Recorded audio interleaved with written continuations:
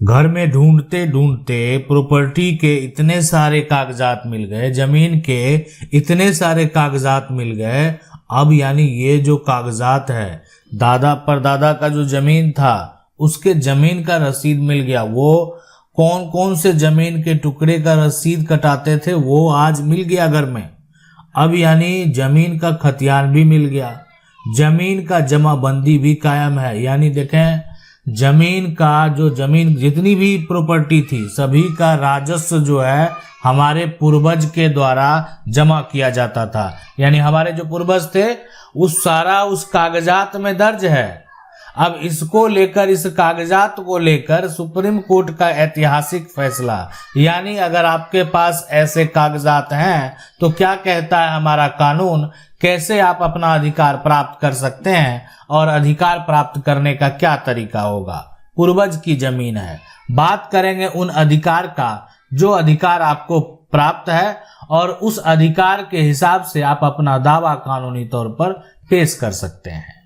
पूर्वज की जमीन है, जमीन का टुकड़ा आज वर्तमान में कुछ ऐसे जमीन के टुकड़े हैं जो आपके पास मौजूद नहीं है, लेकिन जमीन का कागजात आपको मिला और कागजात जो है वो पुराना कागजात है, आप देखे उसमें, लेकिन वो जमीन का जो प्लॉट है, वो जो प्रॉपर्टी है वो वर्तमान में आपके पास नहीं है। हो सकता है किसी ने उस आपकी प्रॉपर्टी के साथ जालसाजी किया हो, यानी ये भी हो सकता है कि कोई जो है एक तरह से धोखा किया।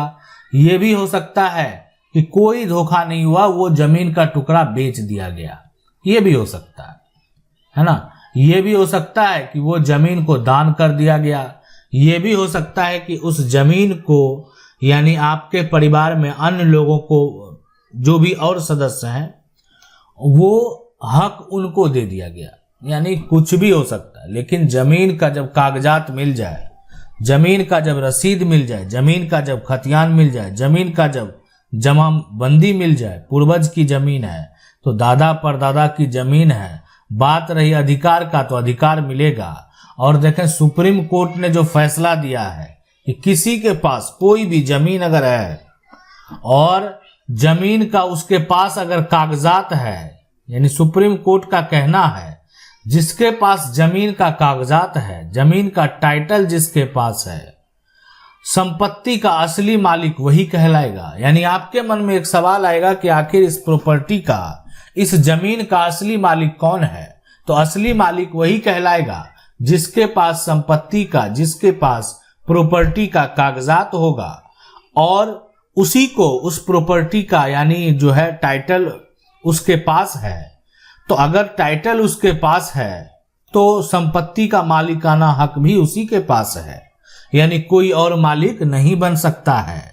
अब यहां पर जो है कि अगर कोई और मालिक नहीं बन सकता है, कागजात है, तो क्या ये कौन सा कागजात होगा?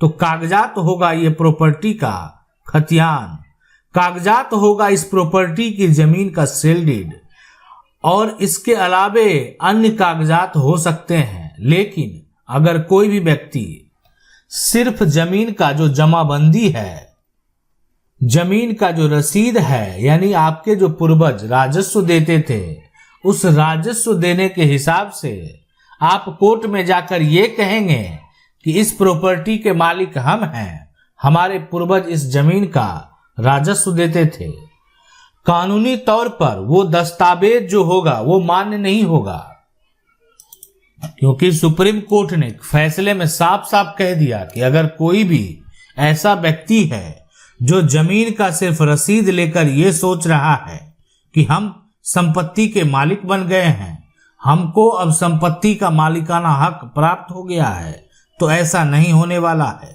जमाबंदी रसीद जो है यह एक प्रक्रिया है, यानी अगर आपके पास प्रॉपर्टी का टाइटल है तभी आपको आपके नाम से जमाबंदी या रसीद जो है वो कायम हो सकता है। यानी आपके पास पहले टाइटल होना चाहिए, आपके पास ऐसे कागजात होने चाहिए जिसके आधार पर आप अपनी प्रॉपर्टी का जमाबंदी रसीद कायम करवा सकते हैं। यानी जमाबंदी और रसीद अगर आपका कायम नहीं हुआ तो इसका मतलब ये नहीं कि आप प्रॉपर्टी के मालिक नहीं हैं, लेकिन यह एक प्रक्रिया है और ये प्रक्रिया सिर्फ सरकार को टैक्स देने के लिए है। यानी अगर आपके नाम से जमाबंदी कायम हो गया तो आपका सबसे पहला अधिकार ये होगा, यानी ये अब आपको एक अधिकार प्राप्त हो गया कि अब जो है सरकार को, यानी जो गवर्नमेंट है, सरकार को आप क्या कर सकते हैं, टैक्स दे सकते हैं। यानी ये अधिकार आपको प्राप्त हो गया। यानी सरकार को टैक्स देने के लिए, यानी सरकार तो जो आम लोग हैं जिनके पास प्रॉपर्टी है, जिनके पास जमीन है, उससे राजस्व वसूलती है और उस राजस्व का जो रिकॉर्ड है उसमें नाम दर्ज कराना ही जमाबंदी और ये जो एक तरह से रसीद आपको प्राप्त होता है, यानी नाम दर्ज कराने के बाद आपका जमाबंदी कायम होता है और जब आप टैक्स दे देते हैं तो आपका रसीद कट जाता है।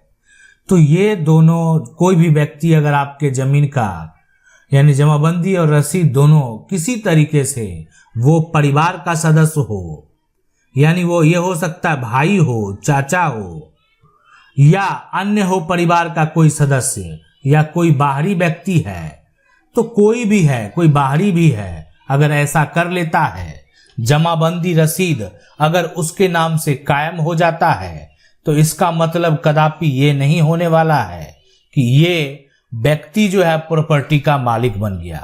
प्रॉपर्टी का जो असली मालिक होगा, यानी कानूनी तौर पर संपत्ति का असली मालिकाना हक उसी को प्राप्त होगा जिसके पास प्रॉपर्टी का खतियान है, जिसके पास संपत्ति का रजिस्ट्री का दस्तावेज है, जिसके पास किसी प्रकार का कोई वसीयत है, अगर किसी के पास जमीन किसी को गिफ्ट में मिला है, ये सभी ऐसे दस्तावेज हैं जो रजिस्टर्ड डॉक्यूमेंट पर दर्ज हैं और इससे ये साबित होता है कि आखिर ये जमीन किसकी है, ये जमीन का असली मालिक कौन है, इसके अगले वंशज कौन होंगे, कौन इसका उत्तराधिकारी होगा, इससे ये साबित होता है। यानी जो ये दस्तावेज हैं, जो खतियान है, अगर इसमें दादा का नाम दर्ज है, अगर इसमें परदादा का नाम दर्ज है, तो वंशावली जब आप तैयार करवाएंगे, यानी दिखाएंगे आप किस वंश से हैं और आपके पूर्वज का नाम क्या है, अगर वो सारा कुछ देखने के बाद उसके बाद वेरीफाई किया जाएगा। अब जो राजस्व के अधिकारी हैं वो इस बात की अगर पुष्टि कर देंगे कि आप सही हैं, यानी जो व्यक्ति आज जो है दावा करने आया है वो व्यक्ति सही है, कोई दिक्कत नहीं है, पहले टैक्स दादा देते थे, बाद में पिता देने लगे, अब जो है यानी जमाबंदी रसीद अगर आपके नाम से कायम हो गया तो आप देंगे। अब इसमें ये कराना क्यों जरूरी है जब पहले दादा के नाम से है ही उसी टैक्स को जमा करते? एक बड़ा सवाल है कि आखिर क्यों कराना जरूरी है। ये जमाबंदी रसीद कराने से क्या मिलेगा? अगर ये दादा के नाम से है ही, परदादा के नाम से है ही, हम टैक्स जमा करते आ रहे हैं, दादा के नाम से है, आज भी टैक्स जा रहा है, तो क्या ये अपने नाम पर करा लेना जरूरी है? बेहद जरूरी है। लेकिन इसलिए इसमें सबसे बड़ा नुकसान हम आपको बताने वाले हैं। यानी अगर आप ये गलती कर रहे हैं तो आपको, आपके साथ धोखा हो सकता है। आखिर क्या धोखा मिल सकता है? तो देखें, सबसे पहले जो जमीन का टुकड़ा है, जमीन का ये टुकड़ा है। अब इस टुकड़ा में पहले ये जो राजस्व जाता था वो दादा के नाम से, हो सकता है कि ये परदादा के नाम से जाता होगा, जो भी हो, लेकिन आपके पूर्वज के नाम से रसीद कटता है या कटता था। अब जो है, अभी वर्तमान में अगर सभी के एक एक उत्तराधिकारी हैं, जैसे परदादा के एक ही बेटे थे, दादा के भी एक बेटे थे, यानी एक तरह से कह सकते हैं पिता और उनके भी एक बेटे हैं, तो इस सिचुएशन में आप अगर कुछ नहीं भी करवाएंगे तो ठीक है, कोई धोखा देने वाला है ही नहीं। लेकिन अब यहां पर जो आपके पिता हैं, उनके अगर 4 बेटे हैं, या दादा हैं उनके 2 बेटे हैं, और दोनों जो बेटे हैं उनके भी बच्चे हैं, अब नया नया उत्तराधिकारी बहुत सारा हो गया। कोई एक उत्तराधिकारी अब नहीं है, बहुत सारे उत्तराधिकारी हैं। तो अगर बहुत सारे उत्तराधिकारी हैं, ये बड़ा सवाल है, तो उसमें अगर सभी का नाम अलग अलग नहीं होगा, सभी सरकार को अगर अलग अलग टैक्स नहीं देगा तो आप समझ सकते हैं क्या होगा। यानी सभी का पूर्वज का ये जमीन है, कोई इधर से बेच देगा, कोई इधर से बेच देगा, कोई आगे से बेच देगा, कोई पीछे से बेच देगा।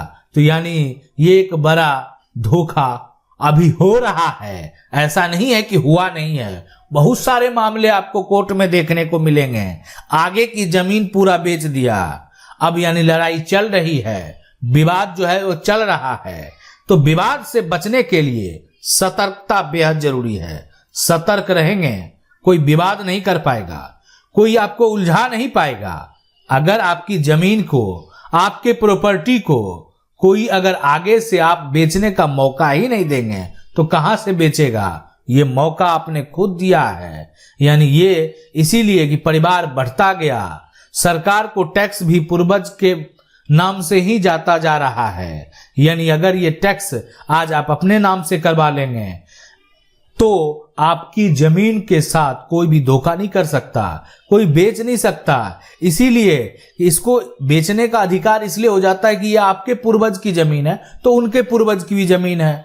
तो अगर ये सरकार के द्वारा अगर ऐसा नियम लाया जाता है कि जिसके नाम प्रॉपर्टी होगी वही बेचेगा, तो सरकार को जो खरीद बिक्री में आने वाला टैक्स है, राजस्व है, वो कम हो जाता है।